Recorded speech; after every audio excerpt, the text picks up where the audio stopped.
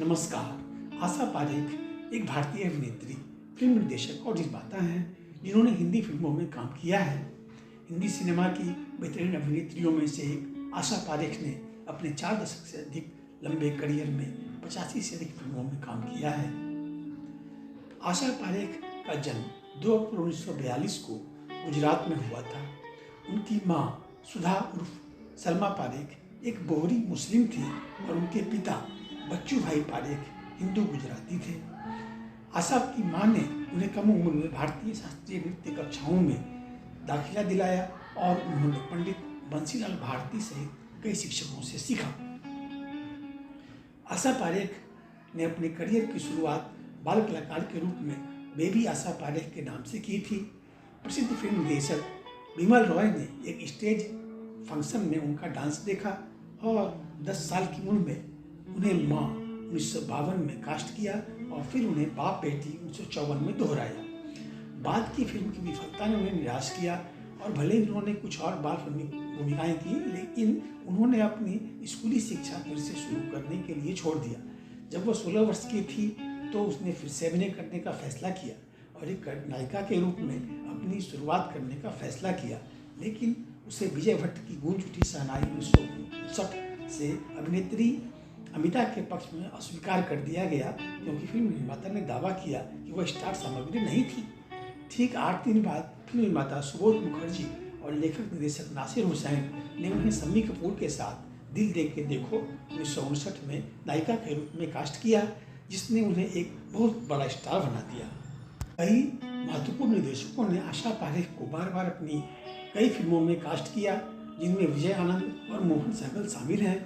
पारेख ने हिंदी फिल्मों में अपनी प्रसिद्धि की ऊंचाई पर 3 गुजराती फिल्मों में अभिनय करके अपनी मातृभाषा में अभिनय किया।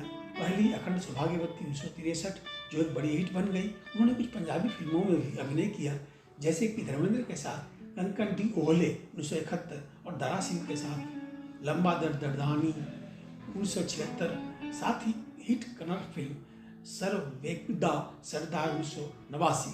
एक प्रमुख नायिका के रूप में उन्होंने देव आनंद, शम्मी कपूर और राजेश खन्ना सहित अभिनेताओं के साथ लोकप्रिय और स्क्रीन जोड़ी बनाई। एक प्रमुख महिला के रूप में अपनी पारी के बाद पारेख ने भाभी और मां के रूप में सहायक भूमिकाएं निभाई।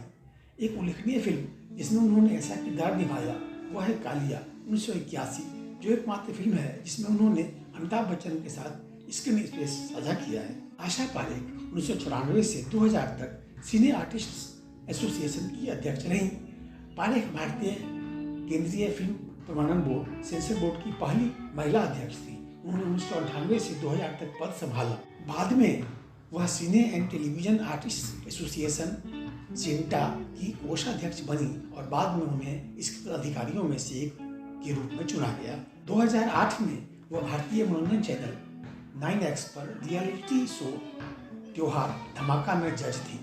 2017 में उनकी आत्मकथा खालिद मोहम्मद द्वारा सह लिखित शीर्षक द हिट गर्ल जारी की गई थी। आशा पारेख अविवाहित रही हैं। उन्होंने एक बच्चे को गोद लेने की कोशिश भी की थी, लेकिन कुछ मेडिकल समस्या आ जाने से डॉक्टरों ने उसे उस बच्चे को अपनाने से इनकार कर दिया। आज पारेख अपनी नृत्य अकादमी कारा भवन पर ध्यान केंद्रित करती हैं।